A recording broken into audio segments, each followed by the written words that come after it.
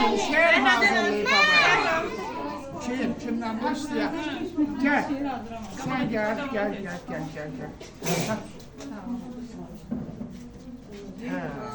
Yaxşı. Sənin adın nədir?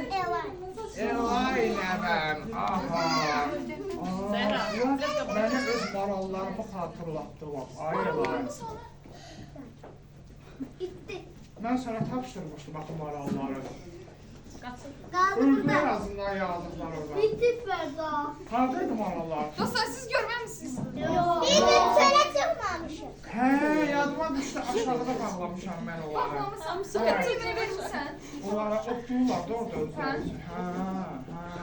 Yox, narahat olma, yerindədirlər. Maral görmək Piyada qayıtı gəlir Bankaya. Bəli.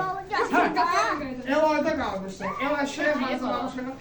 Uşaqlar biraz arxalıq durun, çox sıxlaşdırmayın. Geldi bize bir gün. Saçları ağdandılar.